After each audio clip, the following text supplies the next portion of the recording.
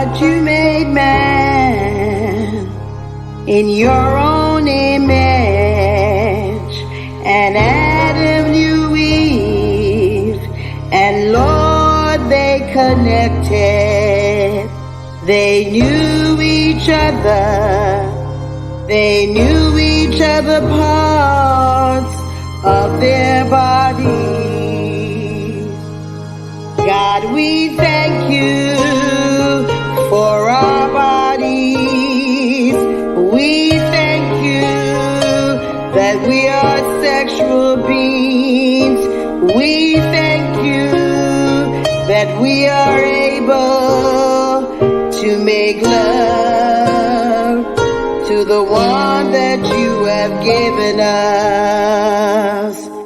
Lord, as we explore each other,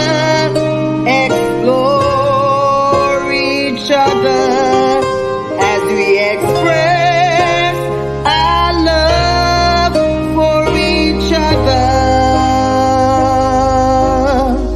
by touching the body parts that we are grateful for. And God, we thank you for the female breast. Thank you for the female vagina. Thank you for the erogenous stones. We thank you for the pulses on our bodies that allow us to have pleasure. We thank you, God, for our urethra.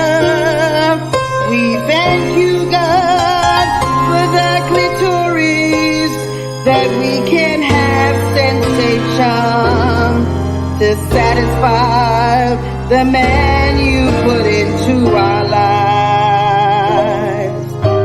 We thank you for the ovaries. Thank you for the fallopian tubes. Thank you for the outer lips of the vagina, God. Thank you for the perineum. Thank you for this, our bodies, to have pleasure, Jesus. We thank you, Lord, for our eyes. Thank you for our lips. Thank you for our tongue that you gave us, Father. We thank you, Lord. Thank you, Lord, for all our female organs. We thank you, Jesus, that we can make pleasure our husbands, pleasure our wives, that you placed into our lives. We thank you for the male organs, God. We thank you for the penis, Father. We thank you, you allow a sensation. Thank you for an erection that he's able to pleasure his wife, Jesus. We thank you for the scrotum. Thank you for the vascular breast. Thank you for the prostate gland. Thank you for the embryonic sac. Let's talk Relationships on UMEradio. So what are we talking about? Marriage, dating, parenting, business, And love, emotions, sex.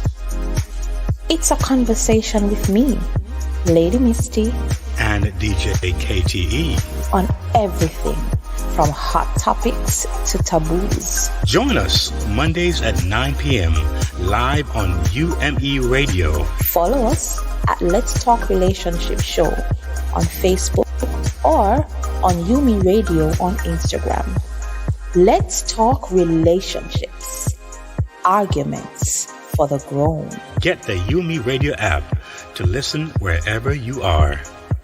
That is UMEradio, one word. UMEradio, positive entertainment 24/7. Subscribe on YouTube and click the notification bell.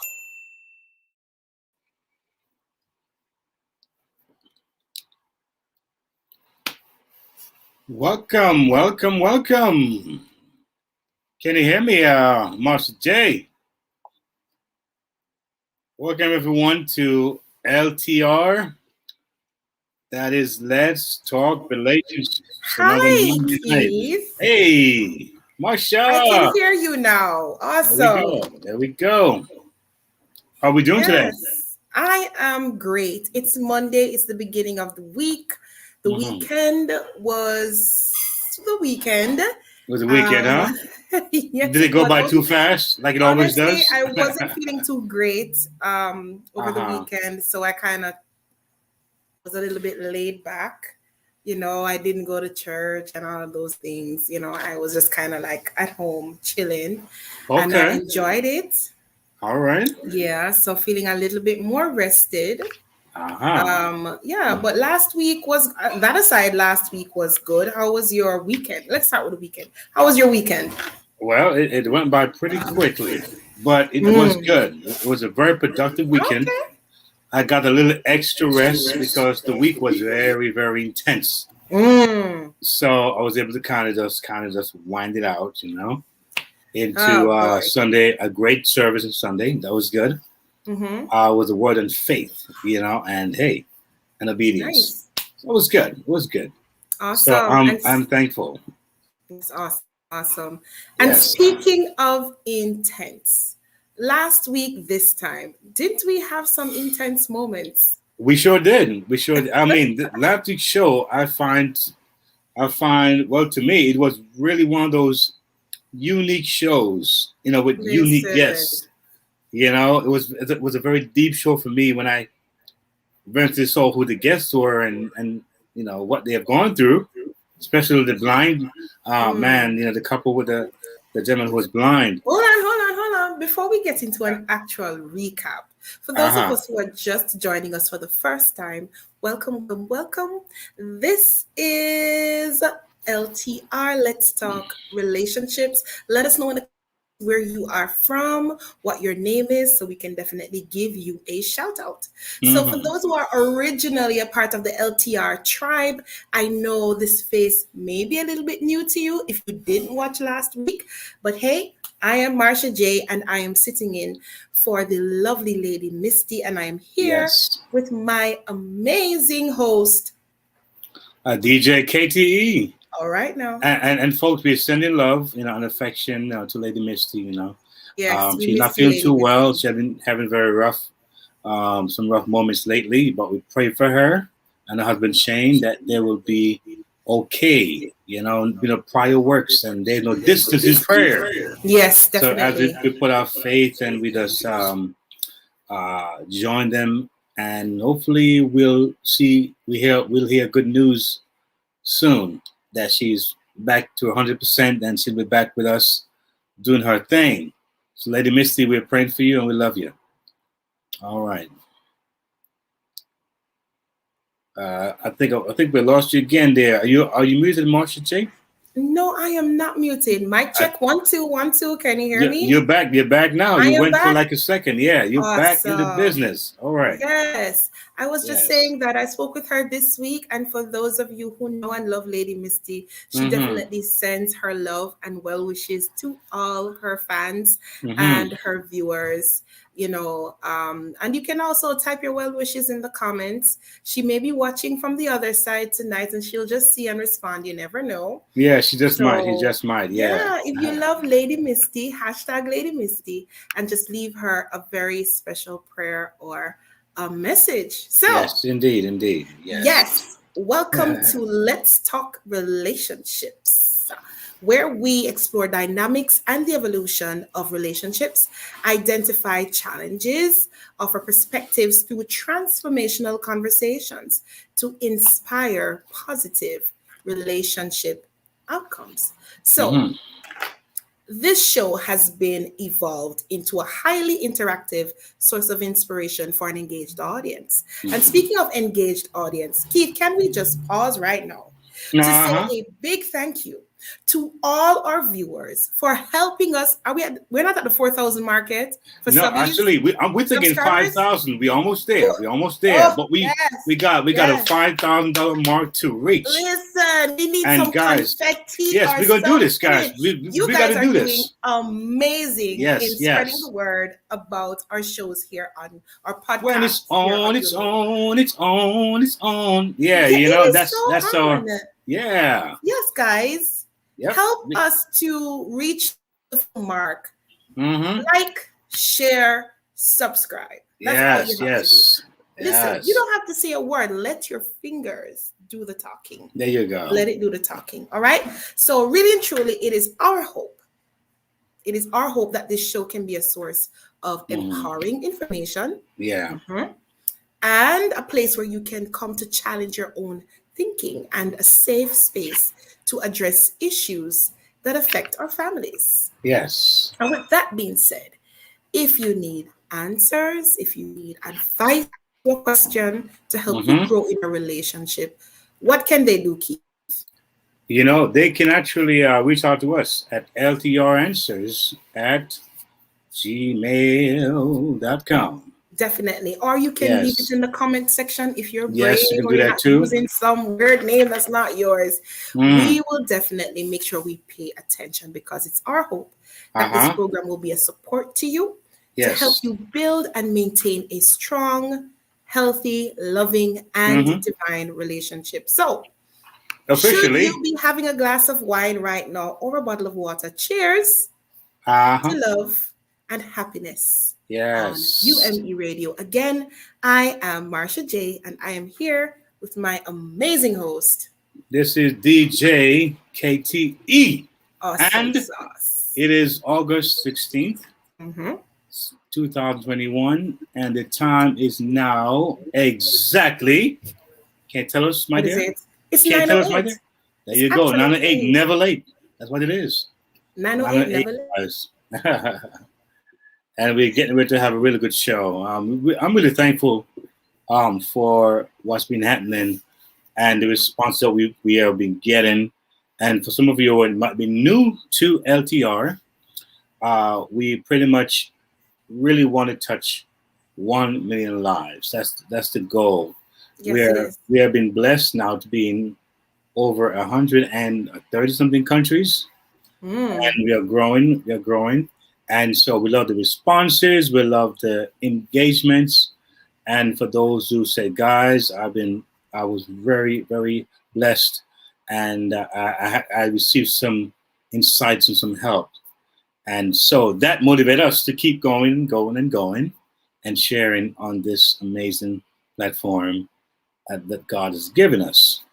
So we're here tonight or this week again. For another great episode. So, tell us a little more about it. What we're going to expect tonight, Marsha J. Well, before we actually get there, Keith, let's talk about where we can be heard. Have you guys checked out our newly updated app?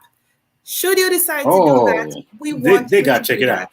Stop shacking up, become a part of the family, subscribe to our website. But we're talking about the app first. So it's app.umeradio.com.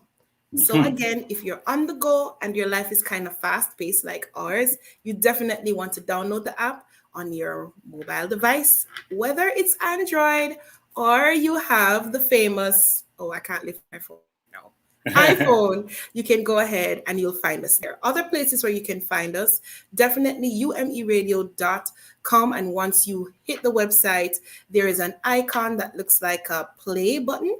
And once you hit that play button, you'll be able to listen to us. All right. Yeah. And so we can also be found on the Apple Store, the Google Play Store, iTunes Podcast, iHeartRadio, TuneIn, Google Podcast, Podbean, TuneU, Live 365, Spotify, Stitcher, and Listen Notes. Yes. Yeah. Get it, y'all. Yeah, and Player FM. Yes. So these are all the places where you can listen to us. So before we get into tonight's discussion, can we take a minute to have a conversation about Portia Williams?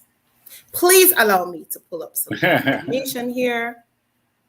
And allegedly, right? Allegedly. Yeah, feel free to share your comments. So we want to thank Entertainment Tonight Online, or etonline.com, for this information. It is alleged Portia Williams' fiance, Simon, is officially divorced from her former Real Housewives of Atlanta guest, or should I say her cast member, Phelan, right?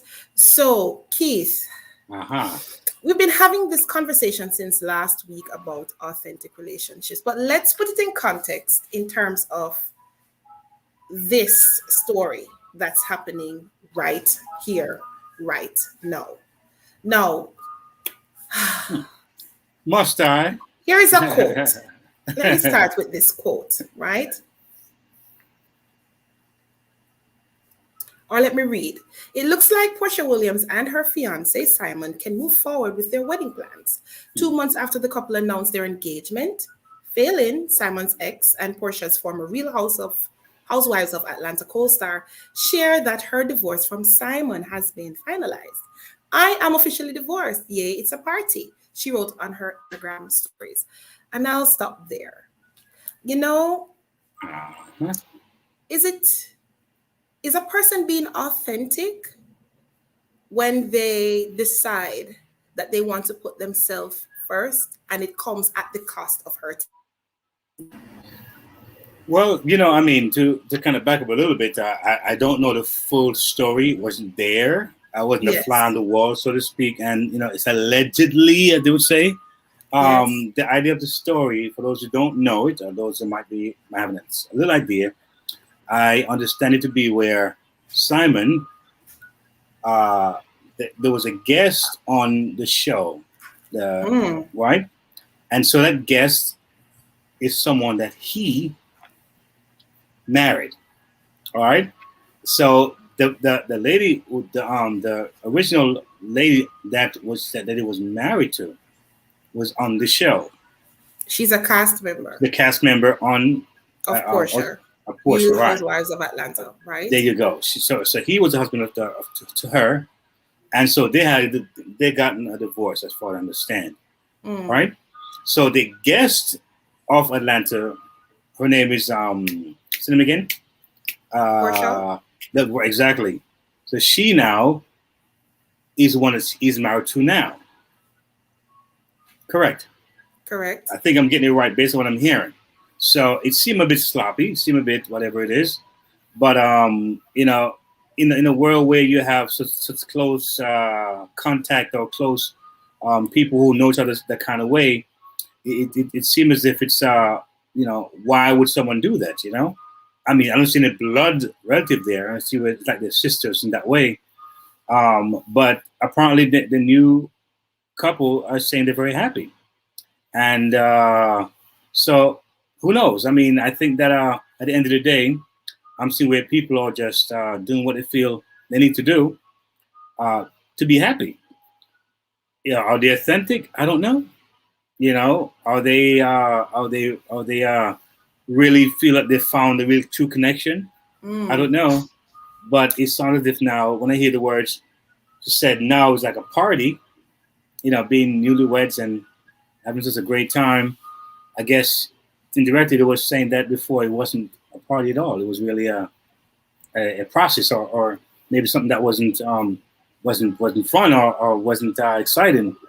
So, hey, what do you think? I don't know. Okay, well, before we go any further in the discussion, I want to bring on a very special guest. We have with us tonight Coach Raquel, right? And for those of you who know Coach Raquel, she's on from time to time. Coach, thank you so much for being here this evening. And she normally gets a little deeper than we do. She gets down to the gritty of things. So we want to hear what she has to say about this. Hi, Coach. Let us know if you can hear us. Hi, thank you for having me. Yes. I am listening to so you. We were here butchering the whole thing, trying to figure out this Simon thing. Mercedes and Porsche and Benz and BMWs get together. I don't know what's going on. It's all confusing to me. Work it out for us. Give us some light in this whole situation here so we can take off correctly. Right. I would just like to put some perspective to what you just said. So just clarity for those who are listening. So Simon was married to Fallon, who guest appeared on Real Housewives of Atlanta. Gotcha. She was a guest. She had a guest appearance, right? Mm-hmm. I've watched the show multiple times. I've never seen her, but I don't speak for her. I never watched it. Yes. Now, Portia Williams, on the other hand, is a cast member. If I understand it correctly, she has a peach. So she is a regular member on the show. There you go. Right? Now, Fallon was married to Simon, right? And according to the reports, they went through a separation and later or now confirmed divorce. And Portia's, I guess, they started dating, or word was that they were dating ahead of the finalizing of the divorce. So persons were saying that Portia had no loyalty and so forth and so on. I don't know why she'd be having a loyalty for anyone who is not necessarily a family member, or, people have different understandings and I guess expectations of relationships. But for me personally, Marsha, I guess you're going out of frame. For me personally, I believe that when you find love at the right time, at the right place, in a harmonious way, grab it. Yes, I'm not, whether or not I would do what she's doing right now, I don't know if that matters. Marsha, we can barely see you. Yeah, you like half an hour. There you go. Yes. You split that look. I'm seeing half your face. So I just wanted to say, that's just my understanding of it. I think we have to allow people to be who they are and to pursue. If we're going to talk about authenticity, then it means allowing people to be. Yes. I don't know. It's just my thoughts. I would say that. That's just I one totally part of agree, it. because I think sometimes we think authenticity happens when the other person behaves in our favor. But what if they don't behave in our favor? Are they not still authentic? Right. And it now becomes a battle between the pain of non-agreement, because relationships are about agreements. Yes. So the pain of non-agreement versus what we think we deserve or should have. Because of the track record. And sometimes just our own understanding of what is happening in other people's lives, because people were attacking Portia because they believe that she should have loyalty of some sort. Like, why God. I owe you loyalty? Is loyalty just something we throw around? I don't think so. I don't know. I'm just, I think I like that you guys connected that story with this conversation, but because on the other hand, for me, and I don't know if this is going to be contradictory or my own self-contradiction, while I understand them making the decision that they made for themselves, if I were to put myself in the shoe of the woman who's now the divorcee, is that what it's called? Who's now divorced from him, I felt a bit disrespected by my husband or ex-husband, not necessarily the new woman, personally. I would have liked if he would have waited until it's final. But in this life, we don't necessarily get what we want. This isn't Burger King. You can't have it your way all the time, right? So the truth is, and I think breakups hurt. I don't think there's any way to navigate a breakup where there is no pain. True. I don't know of that. You know, breakups hurt one way or another. So, I mean, what do we say to these people? Sit down and wait until I heal to move on with your life? I would have liked, if I were married to him, I would have liked to have waited with divorce and everything. But even saying it out loud to myself, I'm asking myself why. Why am I asking him to put his life on hold if he found love? What if I found love? How do we know that she hasn't found love? Well, it's just that Portia Williams is very public. And you're right, chase your dreams. It hurts. But I do believe that when you really love someone, you want them to thrive. You want them to be happy. Even if it hurts you, you want them to be well. Yeah, so for me, I believe that if they love is very hard to find, and I've had quite a bit of heartbreak, so I know what heartbreak is. And I say, if you find it and it finds you at the same time when you find it, keep it. Yeah, but then again, now all these so-called love stuff we see in Hollywood all the time. It's all fiery and exciting, and it's new. And a couple of years, you wonder what happened. I mean, over and over again. Yes. So it's not impressive at all. It's just two folks may have had a great chemical reaction going on. Could very well be that. He's an older gentleman. She's a young lady. And so it could be a little fiery spark there. I mean, it could be genuine, but at the end of the day, it is what it is in this world. And we're going to see it all over. And this is I think, and I think, as you say that, Keith, I think also, I guess, where it matters and why I think conversation is always good, because believe it or not, whether we like it or not, there's a media influence culture. True. Mass media influences culture, and it influences you sometimes even when you're not thinking about it. Why do we have people wearing wigs? Yeah. Why are people putting on makeup? Why are people doing certain things? Look at how social media took off. Influence is happening. So when we see something like this, I guess some people may be feeling, and some people may say, oh, I don't have to talk about it. It doesn't affect me. But I think this speaks to authenticity in that you're right. We're looking at their relationships, but what is being captured and packaged for you, how authentic is that? Right? Are we really seeing the authenticity of their relationship? Is this just a storyline? We don't know. And so if we were to look at their story and then have a conversation, I know for me personally, I am scared of relationships. Okay. And I don't even know if it's I am afraid of people. And I'm also afraid of who I may become when I'm with people. I remember having friends and I was not myself. I would sit having conversations, and because I was tired of hearing how weird I was, I would lie.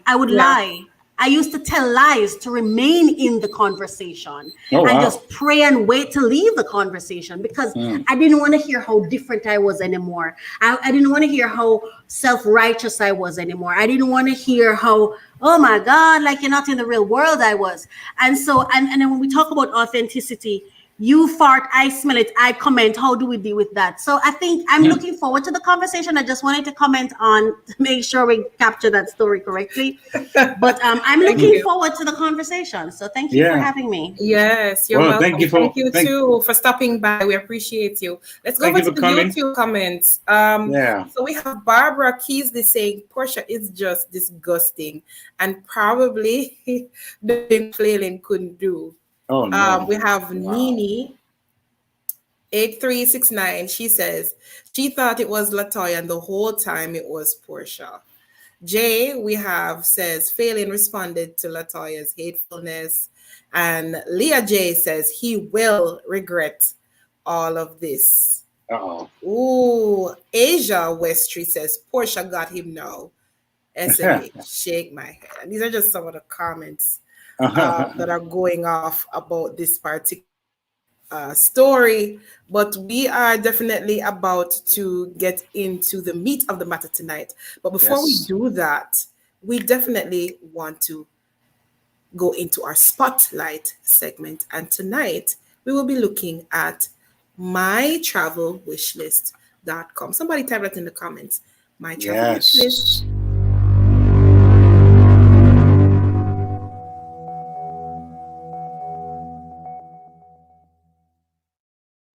Do you love to travel? Have you heard about mytravelwishlist.com? My Travel Wishlist, a UDMI travel brand, provides all-inclusive solutions to travelers. We provide 3 key solutions. 1. Travel booking for any occasion, individual or group. 2. Destination weddings, family retreats, and adventures for kids by or partners. And 3. Travel share and earn program. MyTravelWishlist.com provides all-inclusive solutions to travelers, including destination weddings, business trips, expeditions, group travel events, and more for travel lovers. We have a network of travel advisors to help you find the true veil in your travels.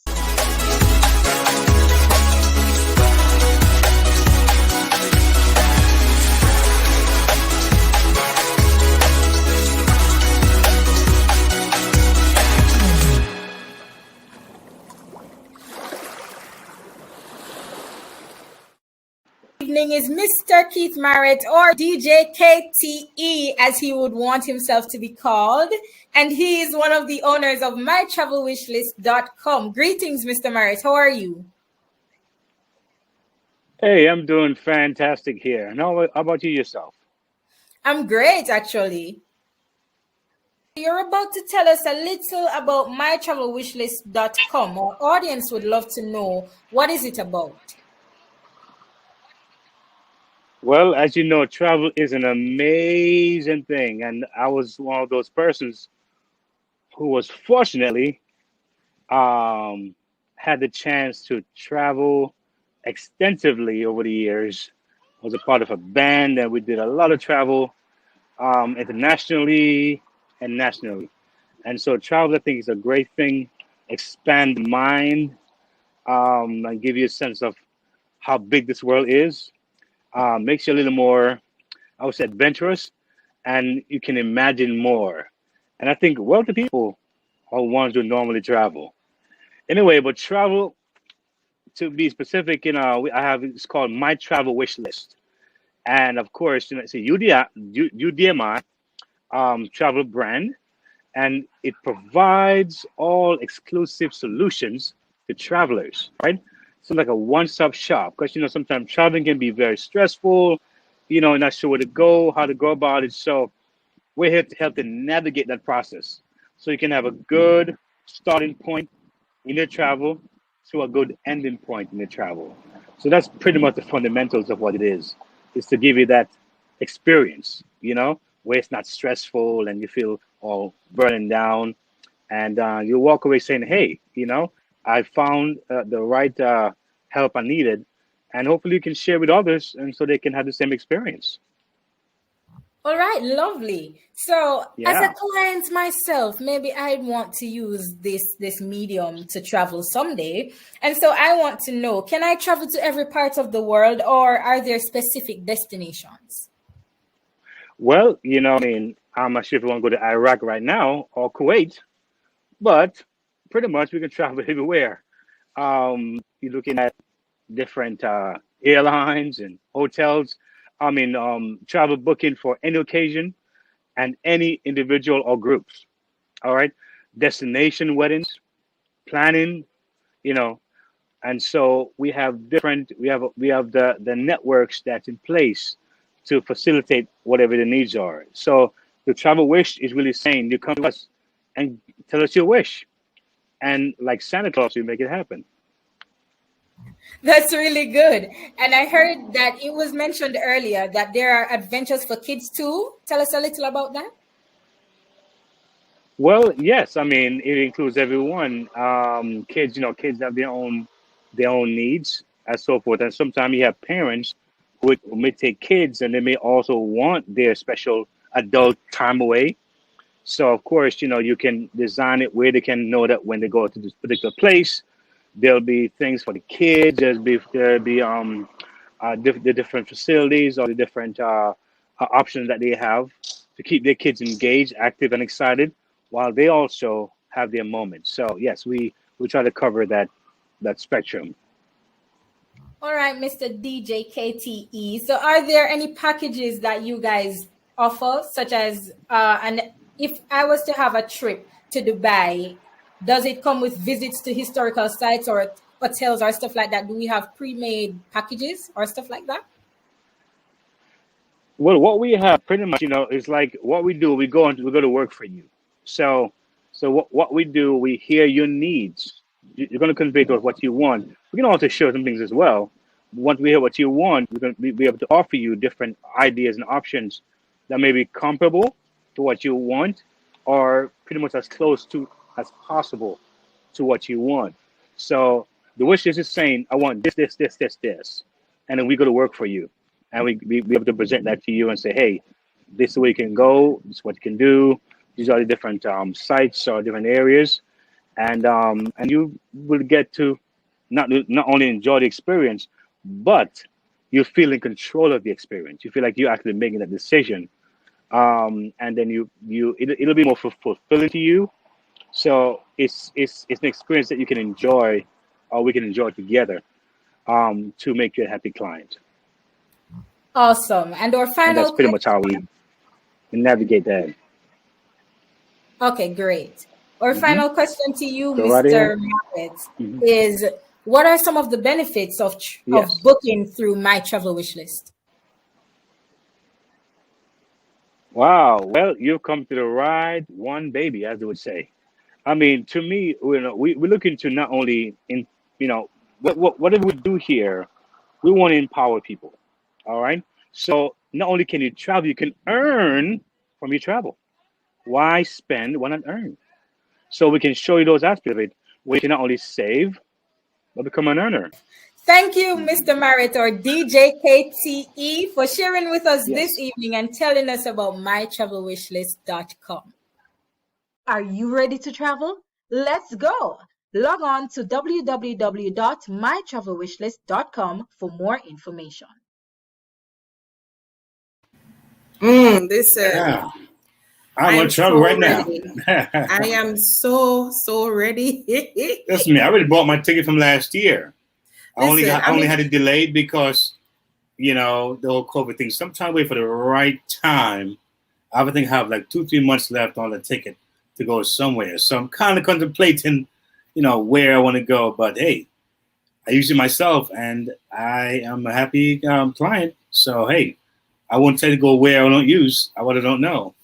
Can I tell you that now is my right time because I'm actually coming to y'all live from New York. There you go. There you go. MyTravelWishlist.com, who took care of me and make sure that I'm good. Listen, guys. Yeah. MyTravelWishlist.com. Do not forget the name.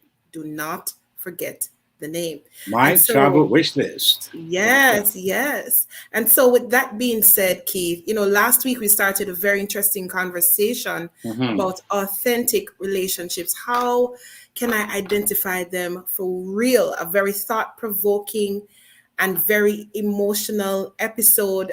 We saw 2 sets of couples that came on. One couple, they have been dating since high school. If you missed it, that was cute. Go back in the archives and check it out on YouTube.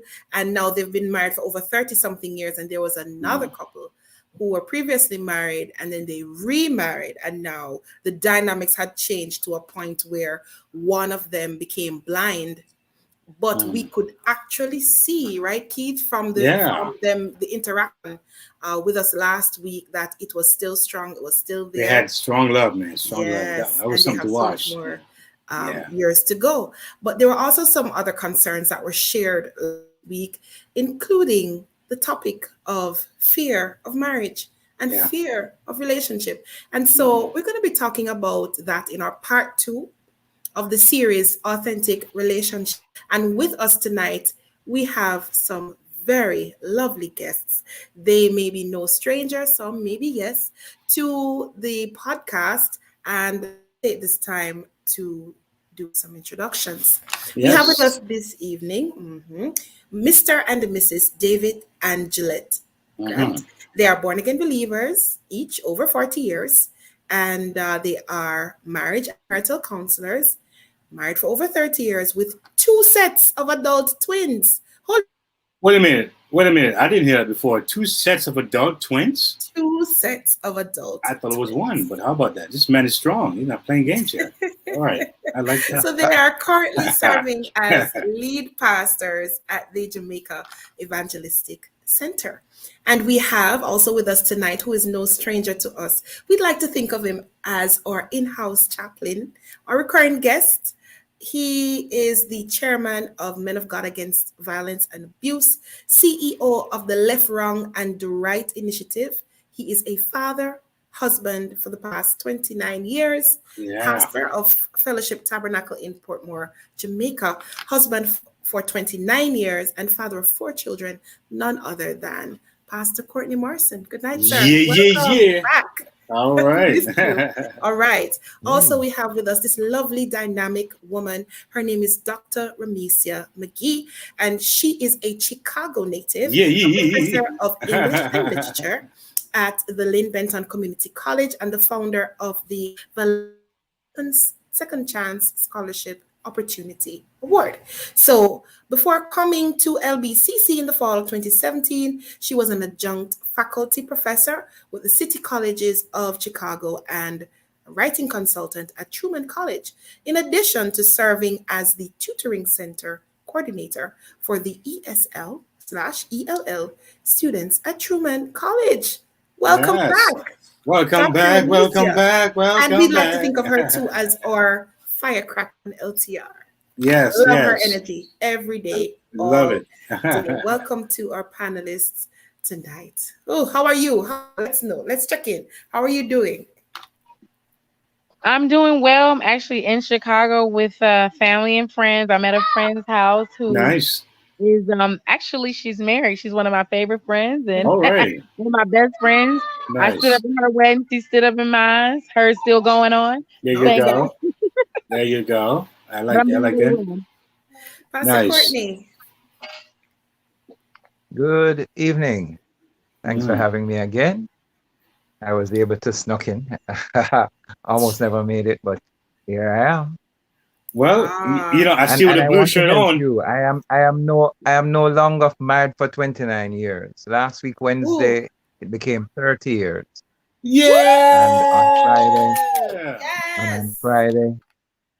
And on Friday we also celebrated 38 years of meeting and dating. We two were from high school. I was in Kingston College while she was at Excelsior. Wow. So even though you're wearing a blue shirt, I'm sure you're not feeling blue. Actually, I don't know why the camera is showing it blue. It is actually purple with gold and white writing. It looks blue, but you're not feeling blue, so that's good. It's purple. I say purple. It works. That works for me too. Awesome. Good to have you both here. And I'm sure we're going to get this thing cracking and hear some wisdom from you lovely guests here. By the way, the hair, look at you, Dr. Ramesia. The hair is just on fire here. Queen McGee. Right. Blondes have the most fun, so that's what I tried to do. There you go. You see, never try to follow a lady because they can twist it up and they can throw you off all the time. There you go. Let them do their thing, you know. Mine is twisted as well, you know. Yes, whoa! Come on, now. Turn around. Turn it around. Turn around. Whoa! Watch it now. Yes. I promise you, next week I come, I'm gonna get mine just like Pastor Courtney Morrison. I'm somehow, some way, I'm gonna get it done. Watch me. I'm just shaking my head right now. Like really. It's nice. It's cool. It's a year and a half worth of growth. Yeah. Yes. I'm gonna get some ear grow. You want to let it grow real fast, and I'll be fine by next week. Yes. So, folks, we are here tonight, and again, the title of tonight's show is one that I think it's needs addressing, even more so, and I think that's why we're here. Authenticity is a very important thing And when you find that, whether in a business relationship or in a family relationship or husband and wife relationship or friend relationship, is a very, very powerful thing, very unique thing, because people are told most of their lives to just kind of show enough to get along. But being authentic sometimes it may cause you to be maybe frowned upon or maybe dismissed here and there. But folks tend to kind of want the stuff that's not real, the fluffy stuff. But when you get the real you tend to know who your real friends are, and those who are really mean you well and that kind of thing. So, Martha J, we're gonna hit it off tonight. Yes, we will. And I would want to start, Keith, where we started last week, because everybody has their own definition of who an authentic person is. And I'd definitely like to hear from Dr. Ramisi and Pastor Courtney, their own definition of who a person is. Say that last part again, Rika. We would want you to define in your own words an authentic person. I think a person that is truly true to themselves. Right. Like you don't meet a representative. You meet what you see is what you get. What you meet is what you get. For me, that's authenticity. And you don't alter who you are to fit a circumstance or a situation. You are true to yourself, true to your spirit, true to all of that. That is what I would have to classify or define as authenticity. Okay. Thank you, Pastor Morrison. Yes, authenticity does typify realism and being truthful to who you are. My only difficulty with being true to who you are is if that true person is not a good individual or the character is bad. What do we do? Do we change or do we remain the same and say we are true to self?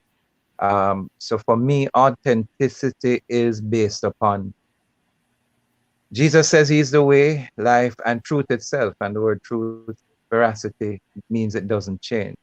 But if it's not embedded in Christ, then you are, and I stated this already, most people use the word hypocrite, not in the sense that I use it. It comes from two words, hypo, which means below or low, and Christ, which means creation, which says you are performing below that which you were created. Yeah. The dictionary.com does state it as one who behaves as if they are virtuous when they truly are not. So when it comes on to authenticity and being real, it has to be embedded in truth as to who God says that we are and not just who I think I am. Wow. That's interesting way of looking at it, Pastor Martian. But would you say was there ever a time in your life you felt that you had a situation or you were confronted with a particular situation that you weren't authentic and felt bad about it afterwards? Like, you know what, I could have done that there, and I let myself down by not really saying what I felt or what I should have done. Have you had that experience of your lifetime? If that's directed to me, the answer is yes, easily. Yes. Numerous situations and growing up, you'll find that being true to who God called you to be does take time, takes maturity. It's a process. It isn't necessarily what you would believe it would be at the beginning, especially if you are not sure what purpose is and what direction you're heading. And so in situations where would have lied about, I can remember, let's say, a situation with my mom and my dad where they would have wanted me to have told them something and I didn't. I was not truthful, wasn't being real. And again, and that was based out of fear of punishment, fear of what the consequences and the end results would be. And so, yes, I've had those situations in my life. Yes. Wow. Still have some. Dr. Amicia, tell me. We talked about Dr. Morrison, that's actually doctor because I think it's a doctor to me. But as I hear Dr. Morrison talked about him not being authentic in his life at some point, different circumstances where he felt he wasn't forthright in being authentic, and so forth. But I keep hearing the word fear. You know, I heard it last week, I heard it this week. Fear of relationships, fear of the unknown. What if my heart's broken? What if I give all and then lose all, and that kind of thing? Yeah. How would you address the fear of someone who's fearful about relationships? Because it's real for many people. Before you even get there, there's actually a name for it. It's actually philiophobia, which is the fear of falling in love. Right? I it didn't can know also that. be a fear of getting into a relationship, or the fear that you might not be able to maintain a relationship. And you know, it's a very real thing. Yes. So Dr. Amicia, as Mark was saying, do you personally have fear of relationships, or if someone has a fear, how would you encourage that person to approach relationship? So one, I don't have a fear of relationship, because fear is not a spirit of God. So I don't have that fear. Okay, God did not give me that fear. I think apprehensive would be a better word. I'm apprehensive of certain things, and I think that people, I think you just have to be cautious of what you're entering and what you're entering and who you're entering it with. And I think those who have a quote fear of relationships, I think the longer you are single, the better you are, the better you will be when you get into a relationship.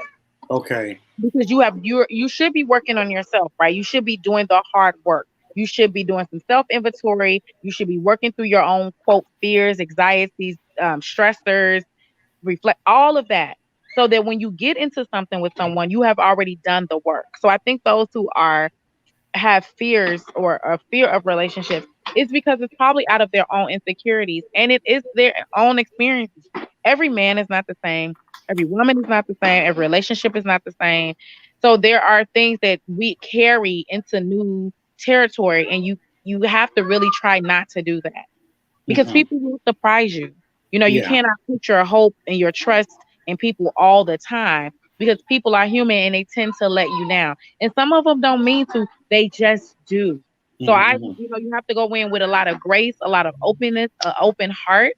And you have to kind of have a clean slate. But again, you have to do the work, because a lot of those fears can be projected onto your partner or your potential partner, and that will for sure deter them or deter the quote relationship or potential relationship. I am a literal person. So if you say you only want to be friends, we're going to be friends.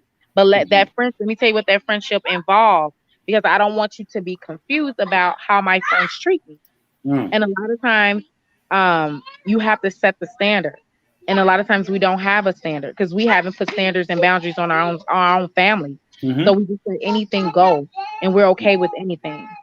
And you don't have to be nasty about it, but I think that you definitely have to put some sort of boundaries in line, put some standards up front. And if it's a friendship, then what do you do as a friendship? What do those standards and boundaries look and feel like for you and your friend? And if you're moving into a quote relationship or intimacy, what does that feel and look like for you? Okay. You know, a lot of times we don't set that because we don't know. You know why we don't know? Because we haven't done the work. You have to do that self-work. That is I believe wholeheartedly that is the only way you're going to be good for any kind of relationship, whether it's a friendship or a intimate relationship or a romantic relationship, a work relationship, any relationship, family relationship. You have got to do that self-work. Dr. Amicia, when you say do the work, I want you to expound on that some more and tell us what that work might include. Because some of us always hear, yes, we need to do the work. Yeah. What does that look like? Yeah. Checking your own self, getting some therapy, doing some reflection, doing some reading, understanding your own stressors. So, for example, my thing is that I get really irritated when people don't do what I ask them to do when I tell them to do it. I get very irritated, especially with men. If there is a potential there. If I say call me, don't text me. I'm irritated. You know, but I know that people process information differently. I'm a fast processor, but everybody doesn't process as fast as I do. So I have to remember to give them some grace and be patient with them. But I know that's my own stuff. So if people don't do something when I want to do it, that's no reflection of how they feel about me. That is just truly how they move. So that is why doing the work, understanding who you are, going to some therapy, reading some books, doing some writing, listening to some music, dating yourself, going out. I love taking Ramesia out. I love traveling with her. I love taking her to dinner. I love all of those things.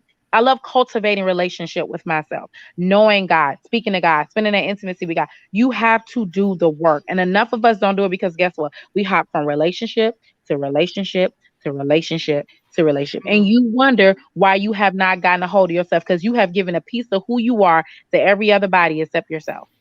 Wow. Wow.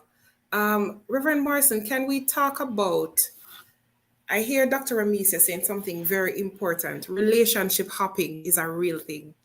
Yeah. It's a very real thing. In your practice as a counselor and things like that, how do you help someone who they don't even realize that they're relationship hopping? They just say, hey, I know what I want, and so it's not here, and so I move on, not even recognizing that it could be a fear. All right. I'm one of those persons who think in this life that there has to be what we call those who will pull alongside us, destiny persons who will help us to get to where we should. Sometimes, depending on persons to put in the work, doesn't necessarily work as well. So we have to educate. And in terms of relationship hopping, there are many who believes that that's a way to find eventually who they are looking for.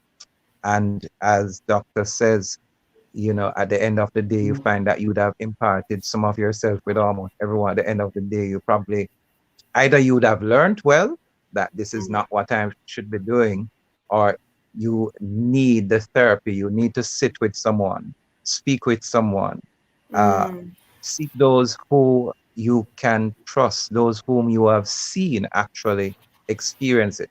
For example, one thing I'm read about is my own relationship with my wife Karen over the years. Anyone who sees the fairy tale of a marriage just being one where everybody gets married and live happily ever after, something that we even teach in the church, and one of the reasons we're having serious problems with relationships, we don't talk about the realistic things that happen. And so someone who is relationship hopping has to ask themselves or to be asked the question, because sometimes it takes someone asking them the question. What are you searching for? And is this the correct way you believe you should go about doing it? Ask the question so that the person answer for themselves. Am I doing it correctly? Am I doing it rightly?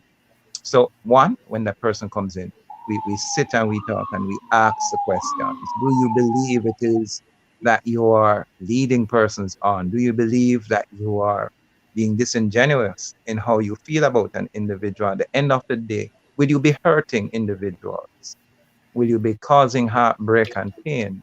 You know, and both male and female are very guilty of this. And you know, here in Jamaica, I recently did a little bit of a survey trying to figure out, even although we have not gotten there, why do you seem to really have a commitment issue and a fear of any serious relationship in terms of intimate, working towards an end? And I found that 7.5 men, if we put out of 10 of who were interviewed, actually said because they don't trust women. Wow. So we find, yeah, they already believe that that young lady will already have someone else on the side. And when you do the reverse with a woman who seeks greater commitment, most often more than men, they too seem to come up with the idea of the trust issue, the trust factor is a key ingredient in either committing or not committing. It is important, therefore, to try to see with someone or sit and understand, because trust me, I love to find out the whys and not just point to what I see happening. Why are you can you state why? Why is it that you are not appreciative of what you look like? Why do you have a self-esteem issue? Why are you not comfortable with yourself? Why have you not valued yourself as you should? And why are you not valuing the other individual with whom you're seeking relationship with? Because at the end of the day, whether we set boundaries, the bottom line for me is what value do you place on yourself and what value do you place on the other individual? If I do value myself and value the other person, integrity will become one of the hallmarks of what I do, what I say, and respect is going to be another key factor in all of that.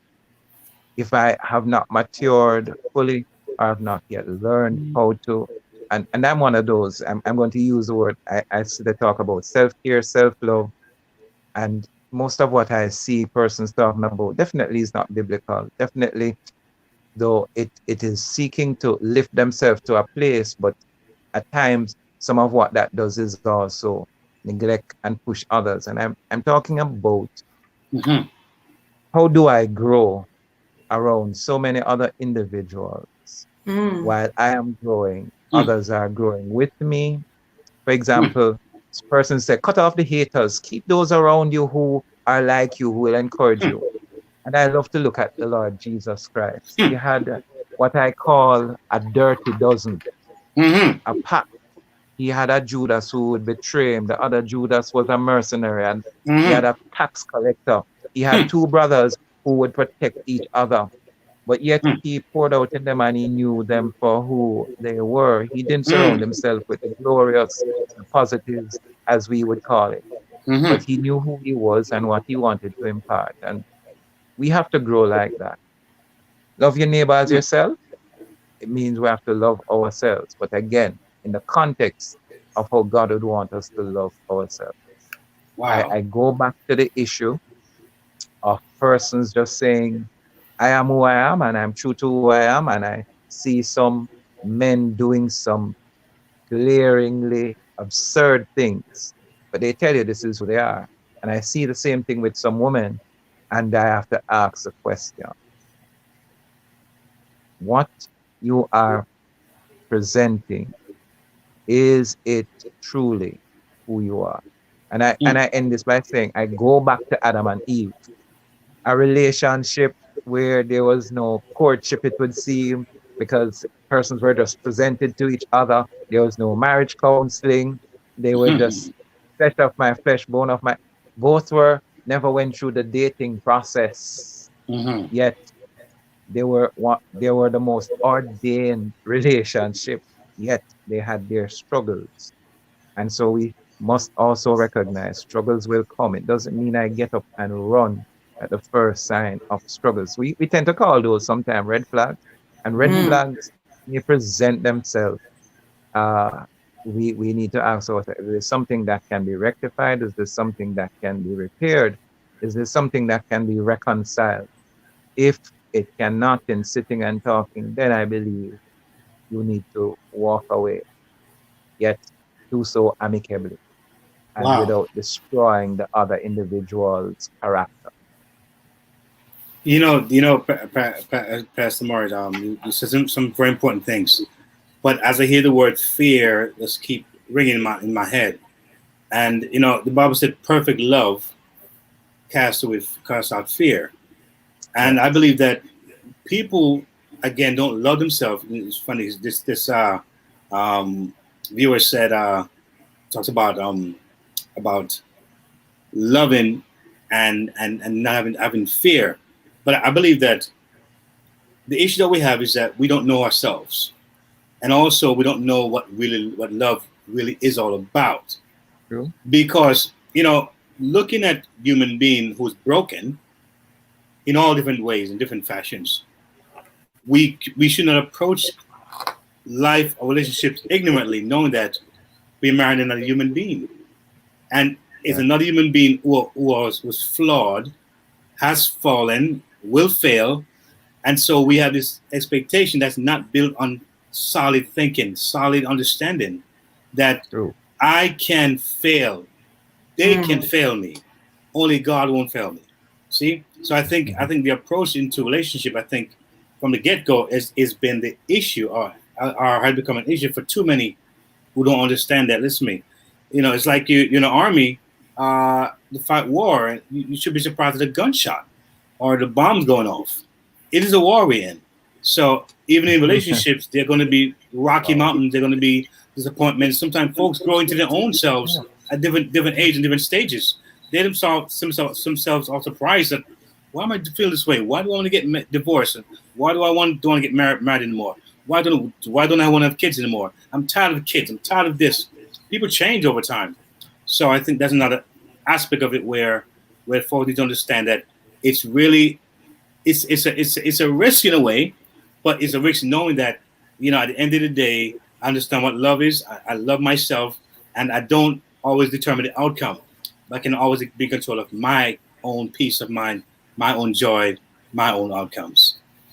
It's definitely interesting, Keith. But before we go any further, I want to welcome back Pastor David and Gillette Grant, because I think their internet has been inconsistent. So while they're coming on camera, we have the comment section that is just burning up as usual. I want to say hello and good night to everyone who you are faithfully here every week, part of the LTR tribe, right? And thank you so much for your questions. And we're going to do our best to go through all the comments and the questions to make sure, because that's why we're here. We're here to empower you, to make sure that you're okay. So don't be afraid to ask us any questions at all, and we're more than willing to accommodate those questions. So we have Satin Brownie, who says, those are thoughts I have had. What happens when you do know yourself and you grew up in a broken family, never felt like you've been fought for or claimed or protected or provided for? This kind of past I still struggle with. Even though I know I am highly valued, sometimes I question how. Where is the evidence of this? Would anyone on the panel like to tackle this? Dr. Misty, what do you think about this comment here that was just made? Yeah, I think that is, first of all, to feel like you've never been. I empathize with this person, but I also want to say and offer this person that even though you feel you've never been fought for, even though you feel like you've come from a broken family, you have the space and the opportunity to create your family. Family does not always mean blood. Family does not always mean we share the same ancestry. Family is who you choose. You choose people to be in your circle. You choose people who choose you. And you understand that the love that they give you is unconditional. And so I think that creating the family and the space that you need to nurture your growing and to help you thrive. Your family does not always look like people that you grew up with. It does not always look like people you share ancestry with. It does not always look like people who are in your home. So I told you I was at my friend's house. So this is my family. Come on over here, Shannon. There you go. Surprise. Come on in. There we go. I'm not ready. There you go. Hi.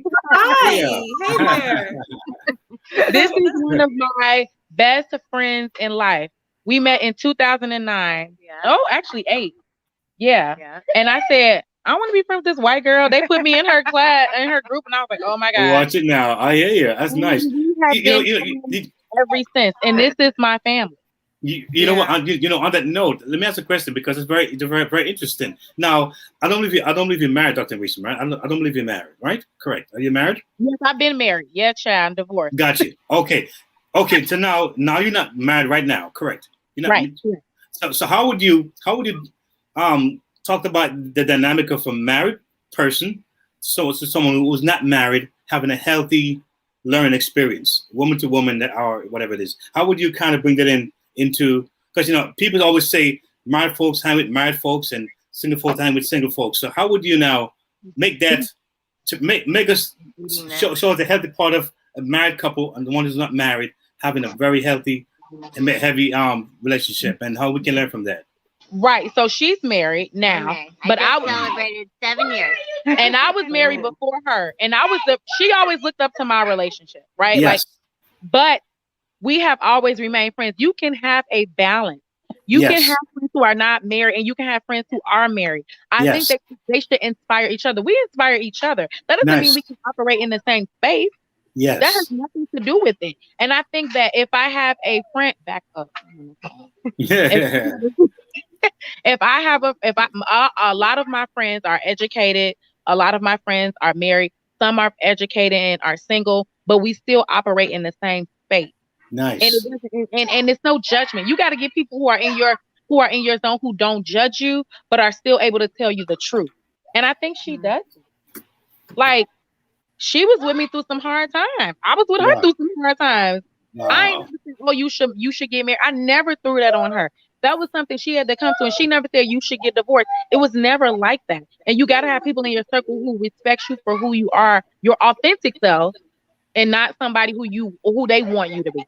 Wow. So I just saying, having the right people is such a key thing within your circle. So key. Oh my goodness. You gotta have, because if you don't have the right people in your circle, they will steer you wrong. And a lot of times, as women, we don't empower each other enough. I think too that women should.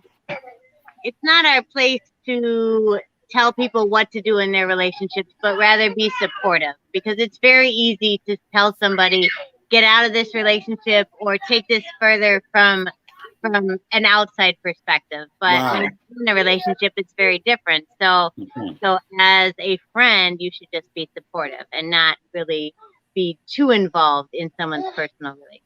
That is great. That is great. That is great. Her first thing is, what can I do? Wow. What can I do? Not, oh, call me if you need anything. It's not that. That's a very different question. But what can I do is a different space. And that just lets you know, again, that family who loves you. And to that, and to the person who put that comment, there are people fighting for you that you probably don't even know about. There are people praying for you that you probably don't even know about. There are people who look at you that you probably don't even know about. You don't know who you're inspiring. You don't know who is watching you from afar. It's not always people you think it's going to be either. You could be someone you have no idea. Wow. Facts. So just understand that. That's very important. Wow. That's facts. That's facts. I Definitely. like that. I like Definitely. That. All right. Thank you for that. Anything to add, Pastor Courtney? Yes, I agree with most of what Doc is saying. Yet I'm one of those individuals who also still believe I need everyone around me. I consider in my family, and if we were to look at Cain and Abel, I have both those who I will fight with, those who I have struggled with, those who might not mean me well, those who mean me well. And I have to learn how to grow with those. So my family may not necessarily be persons who necessarily love me. You know, I don't buy into that. I call those persons my grace growers.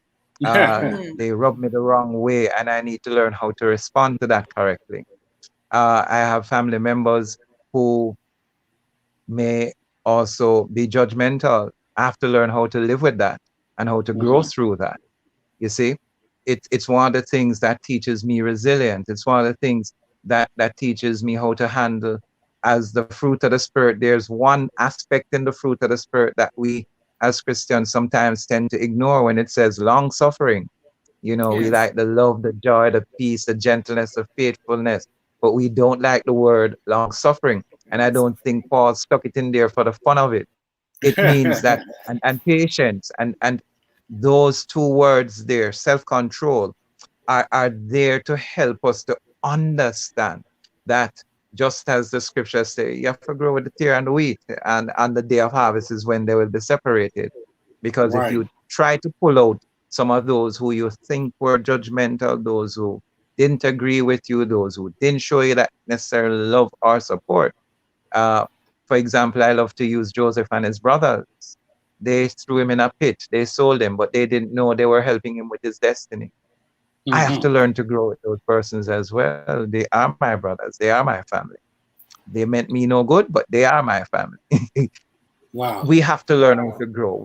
I'm seeing we're growing in a society that seems to believe in, I only keep those around me who are beneficial in a way of speaking. And I use this term loosely because I don't like using the word positive or negative. What is positive to me and negative to you can be two different things. Yeah. And so I want us to stop and to ask, how do I approach with all that is happening around me? And even the person who said the same thing, I can empathize with them. I grew up in a family where our father never lived with us.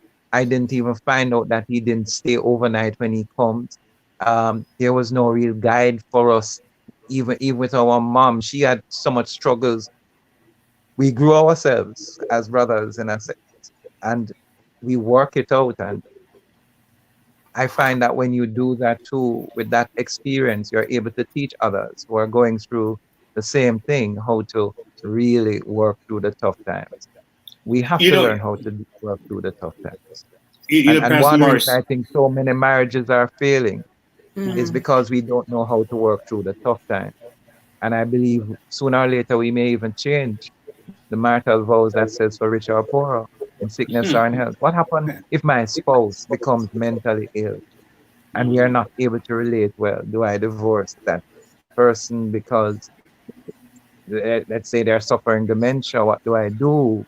You know, what for better or worse. So if I get married to you and I thought you were ambitious and I thought we should have been better off financially and working well together, and that's not happening, do I divorce? At what point do I decide? Yeah, it is. I find that we need to be more solution oriented in a world where we tend. Our solution is like social media. I can just push a button to unfriend you. I can push a button to unfollow you, as opposed to trying to work through. And that's what relationships are about. Parent with child, working it out.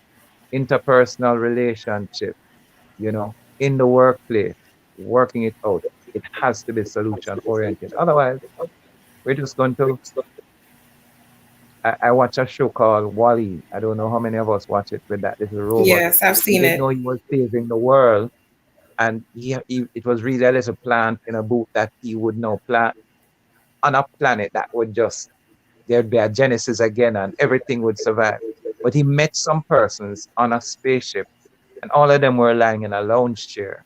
And when an x-ray was done, it was shown that they had no bones, they had no skeleton on the inside. They had become so comfortable with those who were like them, around them, and all of them were just comfortable, relaxing. They were accomplishing what they should, but there was no skeletal frame in them. They were just like, that's a great example. But I was thinking, Pastor Morris and Dr. McGee, that I often hear people talk about their experiences, right? But that experience that you've had, or might have had, God was there with you all along the way. He saw every turn and every curve, every hurt, every teardrop, every misfortune, everything that you've gone through. He saw it. Now you might be an adult. He can take the same experience and help you to now affect life in ways that you would never imagine. So I think oftentimes I want to believe that, look at my experience and not see it as the why, and why am I going through? So why am I keep going through this, and say, what can I use this for? What can I use that for? Now, when I was younger, I don't ever recall my dad saying to me, lovely man, great provider, awesome gentleman. Once saying to me, son, I'm proud of you. I never heard it once. I never heard him say, son, I love you. Never once heard it, right? Now, I know as a dad, I don't ever remember leaving my son's present without saying I love you. Or hug him or embrace him. I find it like so natural. But I can't go back to the time when I was younger and say, well, I can get it from my dad. Why? No. It is now, I see now the importance of it because I was a child. So I give it. And I give it to other kids too. Even when I work with these teenagers, I love you, man. They're like, oh my God, this man is different. Man, I'm proud of you. So I'm not only saying to my son, but to other boys who are not my son, my blood son. And so I find that, we ought to start to look at our lives. Say, listen to me, every detail and everything that happened to us that we call misfortune can actually be a gem for somebody else. Yeah.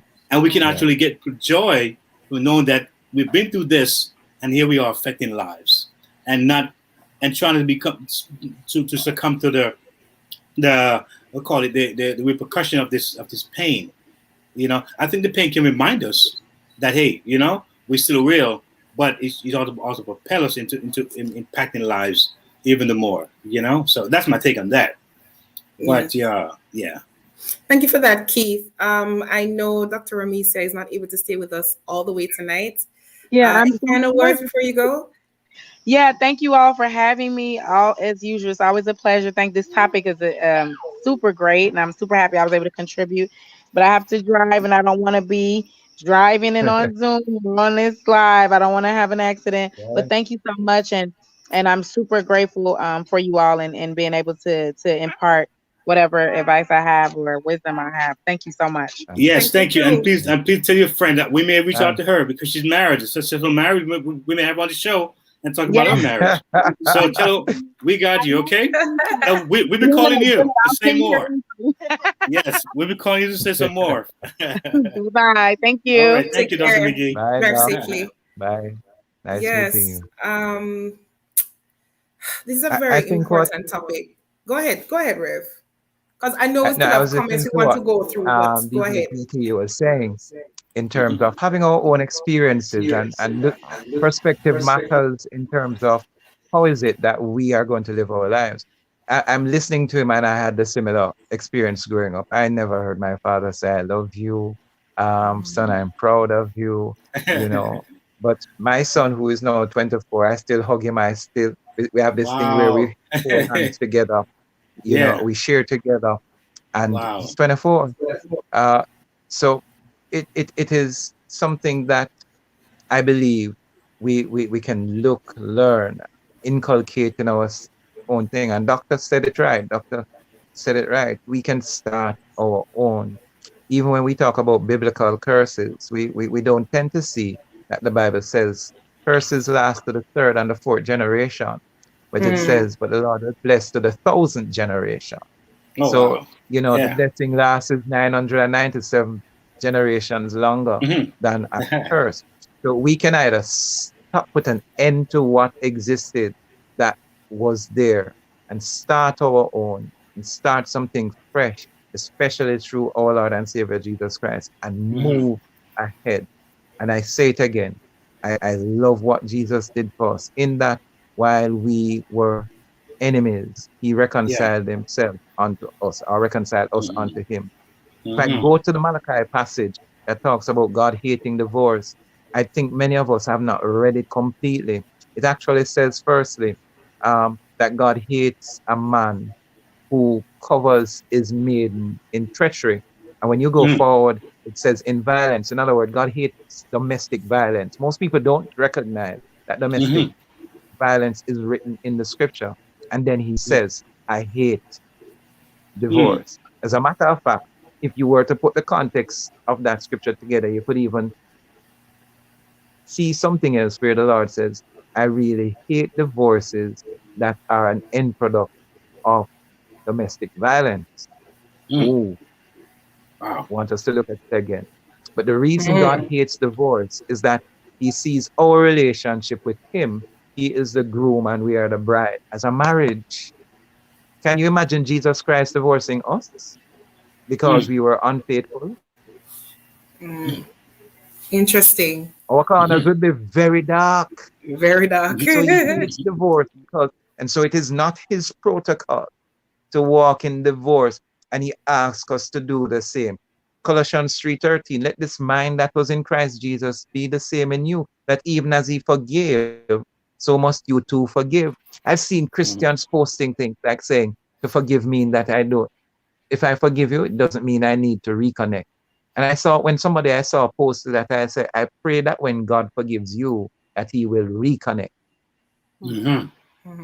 Because if forgiveness doesn't entail reconnection, then we're in trouble. Forgive others. Our Father, St. Matthew 6, forgive others as I have forgiven you.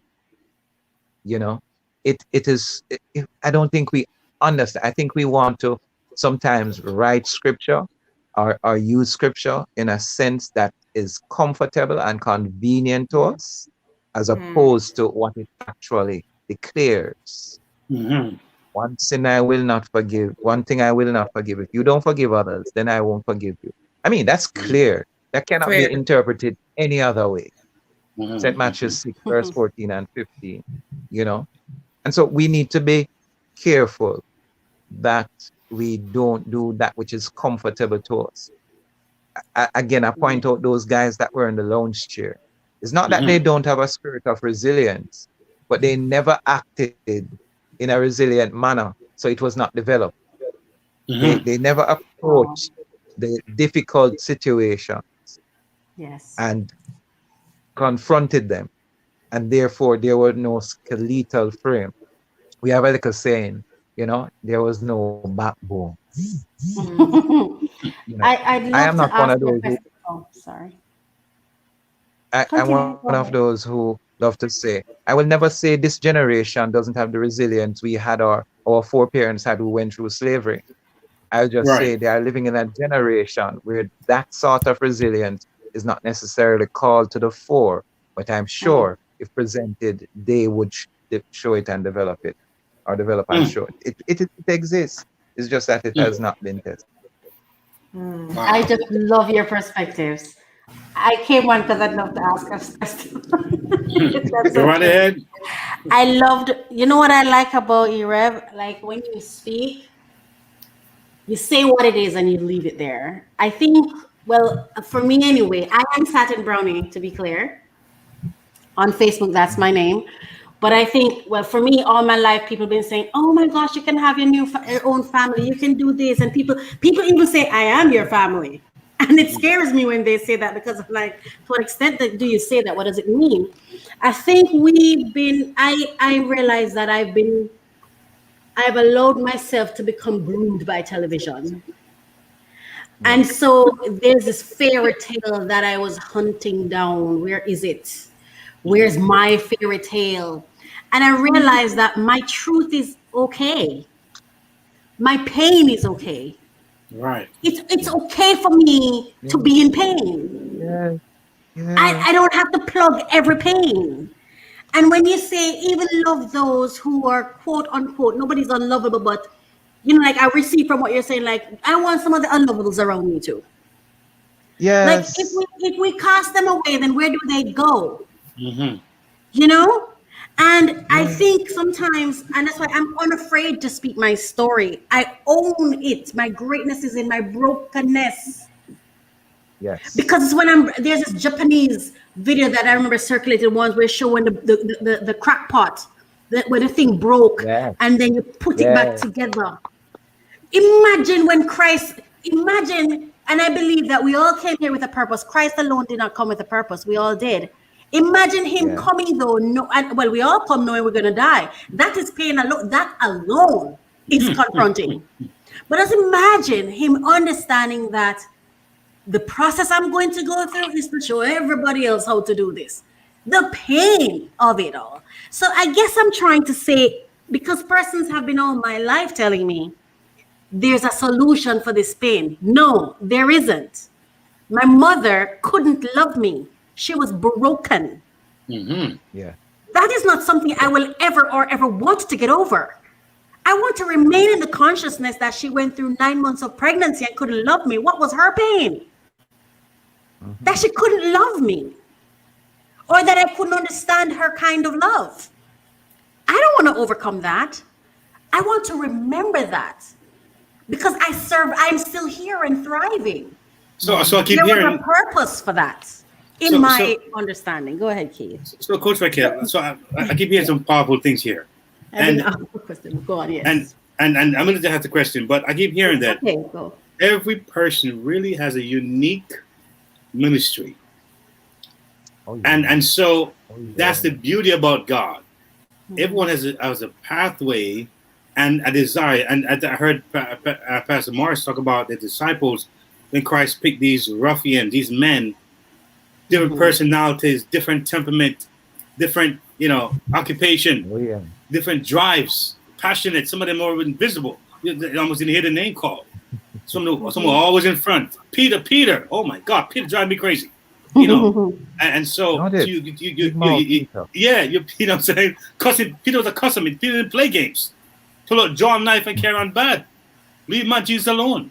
You know. So we have the issue where I see with each unique person, and that's why love has to be the root, the center, understanding how God's love us and how we use it. Believe me, I have to work with a lot of teenagers for the last 15 years in high school, different agencies, and I can't tell you how many times all of these battered boys, some of them just don't like me for some reason. I can't explain it. They don't like me. 1 month goes by, 2 months goes by, 6 months go by. All of a sudden, we're like best friends. Same kid coming to the office and talking. Sometimes we're crying. Mr. Man, I'm going through this. And so if I look at the face of it, the way he came at me, I was like, no. But I let him in. He talked about his life and he cussed me and you this and that and whatever it is. And 6 months later, Pastor Morris, the same kid. I mean, over and over again, like putting my hands. You know, write me letters. Thank you. Yeah. So what you're saying, record is very powerful, you know? Yeah. The question I was going to ask Reverend Morrison is it important for us to understand and sit in that pain? Not that I'm saying that you shouldn't seek healing. I mean, for me, it's different because for me, I'm not seeking healing anymore. I want to sit in it. Yeah. Because it must be painful for God, the thoughts I have sometimes. Because it's painful for me sometimes. But what would you say would be what would you say to someone who thinks I must get over this pain? I need to do whatever I need to do to get through this pain. Is there any purpose in pain? Someone just wrote a book called Purpose in Pain. There is a book called Purpose in Pain. The guy produced it the other day. I'm trying to remember his name, and he left it at the office. Purpose in Pain. Before you need to understand the pain first. Yes. I have a saying which many years ago, a young man by the name of Isaiah Clark, he did a message at our church. That'd be about 20 years ago. And he said, God gave us pain receptors. If they were not given to us, can you imagine cooking a meal, having your hand on the pot in the fire, not being able to feel the pain? And when you pull your hand, it is burned to a crisp and you no longer have a hand. God is not a morbid God. He gave us pain receptors both in the physical body and in our emotion. So there is purpose in pain. As to what that pain is saying to us now is where we need to go and understand. It takes an understanding. Am I to remove my hand from the fire because I have just felt pain? Am I to actually try to keep it there a little longer because like clay or pottery, it is when you place it in the fire, it becomes hardened, and that's when you take it out and then you put it back into more fire and polish it. That's when it becomes its best. So the understanding of the pain is what will give you the purpose as to what direction you need to move when the pain exists. I believe that with all my heart. Yeah. Me too. God is not a morbid God. He gave us all of these things. I love to tell my youngsters this every time I get a chance to. Your emotions are godly. God gave them to you in the first place. They are created in His image. Therefore, the question we must ask is not to be dishonest with our emotions, but to be truthful. I'm feeling pain. The question that we need to ask to really encapsulate all that needs to happen is, how am I going to respond, and in what direction I must go? There you go. Absolutely. Because I think sometimes we're in such, you start praying someone to hush. It's like we're in such a rush to get over the pain. It's almost as though this pain become our enemy, but it's in pain that I've grown to become who I am. It's when people say to me, "Oh my gosh, when you talk, you're so passionate." It's the pain. It's the thing I've gone through. I'm eager to share with you that what came out of my story. I'm eager to connect with you because I understand. Without that pain, it's very hard to find context and understanding for me anyway. For me, and so I appreciate and understand healing, but I don't seek it anymore. Now I want to get comfortable with those things that make me uncomfortable. Like I'm literally right now in what I call my self campaign is becoming comfortable with repenting. Just repent anywhere, anytime, anyhow. Lord, forgive me. I just had that thought that was so wicked and cruel. Can you help me? Can you cleanse me of that? Like I want to own it, because what I found was in those when I was younger and I was trying to escape it, that need for escape made me so vulnerable, more vulnerable than the pain. Because now when the escape become my prime focus, I'm willing to give anything, do anything for it. I wasn't trying to understand. I just wanted to escape it. I just wanted to get rid of it. And all that did was land me in trouble. Every time. Every major issue I've had is me trying to run from the pain. When I'm in pain, and I'm not talking about just sitting down worrying or no, it's when I connect with God. Even there are many times I pray, but there's a specific prayer that happens when I connect with God, like when I feel that, like I connect, and most times it's when I'm uncomfortable. Wow. I know I'm training myself to connect with Him when I am comfortable too. Wow. Yeah. That's a very wow. This very, very interesting. Excellent. Folks, we are coming down. May I go back to the issue of relationship for a minute? Yes. I'll let you finish, Dr. Morris. I'll let you finish a step. But folks, we're coming down to the wire. This is LTR. Let's talk relationships. Yes, again, it is. we thank you so much for being here with us, and of course my co-host, Lady Marsha J. Fantastic. I'm excited about it. We're close to the end, but we're gonna wrap it up with some thoughts here, and some thoughts you can walk away with to our Kiss Empower lives. Pastor Morrison, continue, sir. Yes, awesome. I have a saying that I put together just recently. I said, "Broken men are real men too."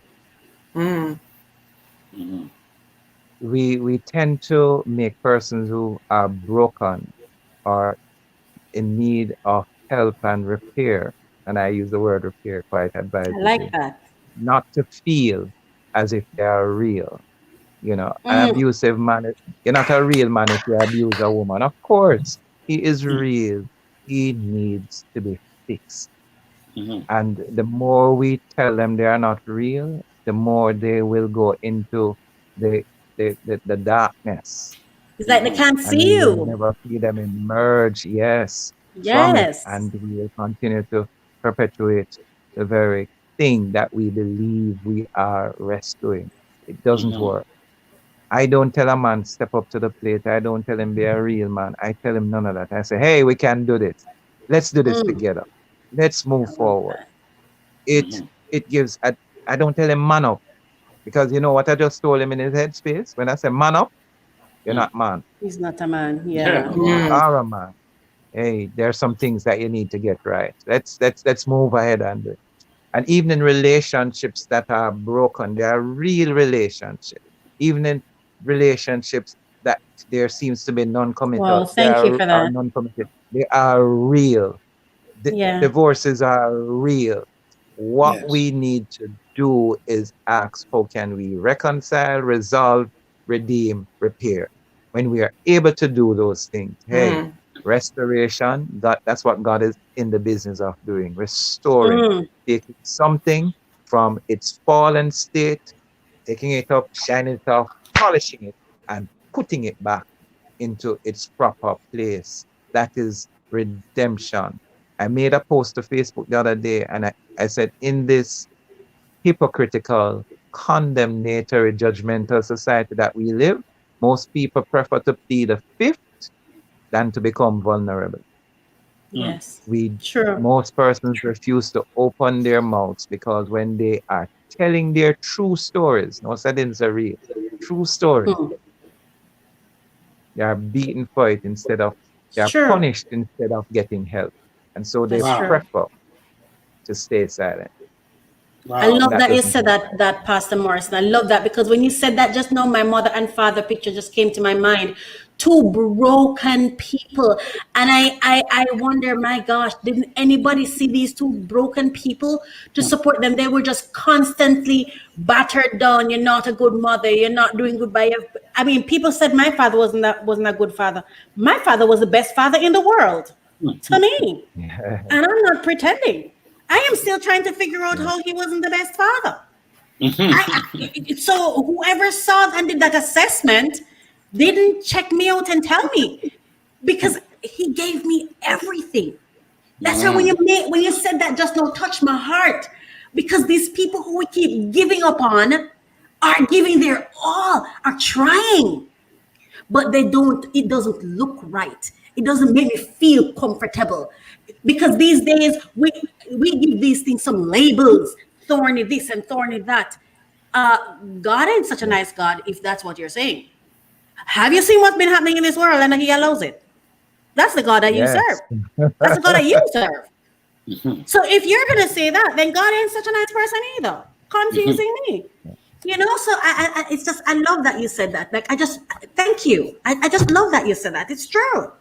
Wow. Well, Coach Raquel, God is not so interested in our comfort as he is in our character.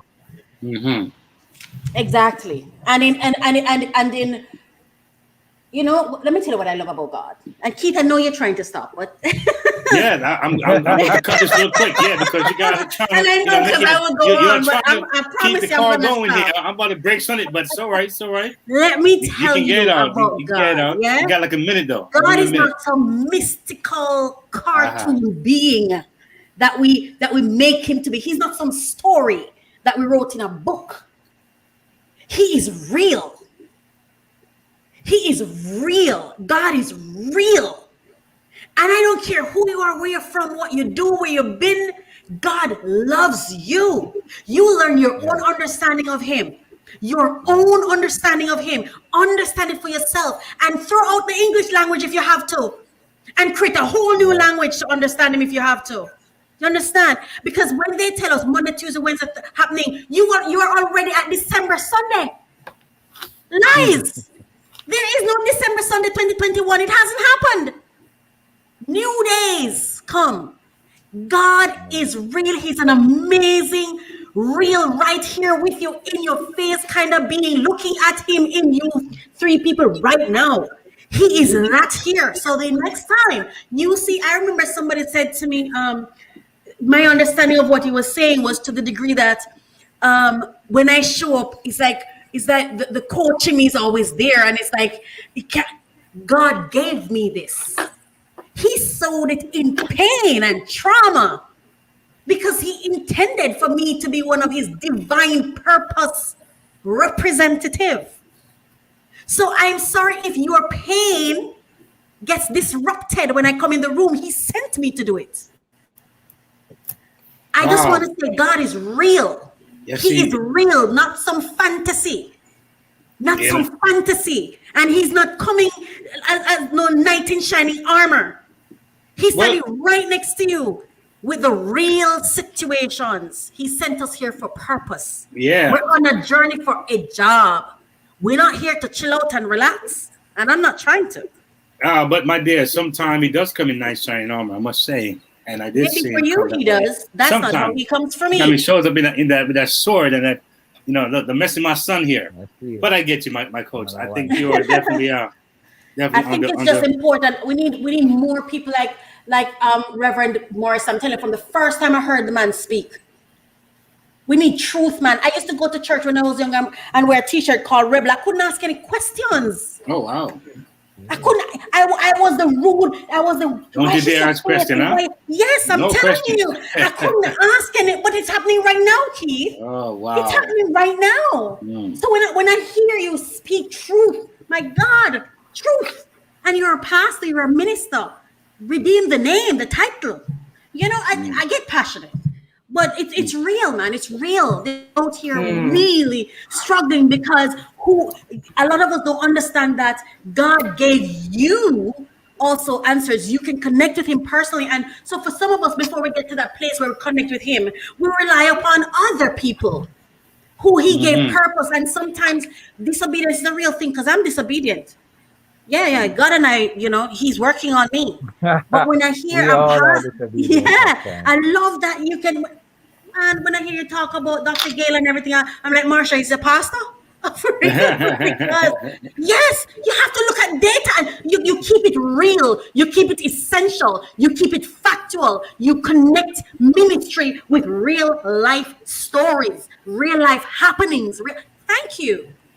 Thank you. And I mean that from the bottom of my heart. Like, thank you. We need more men like you, more pastors like you, not men, but more pastors, more leaders. And I'm not saying that out there, I just like to hear them in my space. There you go. Yeah, she wants what she wants, and she like what she likes. I ain't gonna say nothing about that. Right about now, I gotta have a nice piece of cake and apple pie and ice cream, but I guess I have to wait until next time. But this was absolutely an amazing show again. Yes, it was. We had some spontaneity, you know, some spontaneous guests popping. That was so cool. I like that, you know, it was just so natural, so organic, really you know. Nice. Yeah. Are you dropping words for me, Keith? Yes. Well, why not, huh? Since you say so. No, but we had a guest came in that was was unexpected, but it was nice, you know, to have Dr. McGee friend. That was very cool. So yeah, that was refreshing. But great show. Pastor Courtney Morris again. As always, you always bring great enlightenment to our show. And Marsha J, of course, hold it down, looking all chilling, cool. Absolutely, my pleasure to be here. Yes. We can do this again. We're gonna do it again. So, Coach Raquel, again, good to have you, and our lovely, amazing audience all over the LD Creative Design, YouTube. Oh my goodness, you guys are fantastic. And you know what? We have some active participants tonight, and I think they deserve to be highlighted. Yes, Entrepreneurs Allowed, chase your dreams. Thank you so much, LB Creative Designs. You keep coming back. We appreciate you. Thank you so much. You guys really make it happen. So, without further ado, hold on, Keith. We're leaving out one person because we're doing the thank yous. We're about to log off. Now we have a very special person that's working on the team with us tonight, and we just want to say thank you. And you're doing a great job. Yes. Trisha Gay. Yes. You'll get to meet her eventually, but you know, she is an intern at UMEradio, and she's from NCU in Mandeville. So Trisha, good job. Thank you so much for all you do tonight. Satin Brownie, thank you as well. Definitely. Yes, indeed. Definitely. A wonderful topic and a beautiful close to a beautiful topic. Keith? And yes, folks. And again, we'll see you next time. Next Monday, same place, same time on LTR. Let's talk relationships. Let's talk relationships on UMEradio. So what are we talking about? Marriage, dating, parenting, business, and love, emotions, sex. It's a conversation with me, Lady Misty, and DJ KTE on everything from hot topics to taboos. Join us Mondays at 9 p.m. live on UMEradio. Follow us at Let's Talk Relationship Show on Facebook or on UMEradio on Instagram. Let's talk relationships, arguments for the grown. Get the UMEradio app to listen wherever you are. That is UMEradio, one word. UMEradio, positive entertainment 24/7. Subscribe on YouTube and click the notification bell.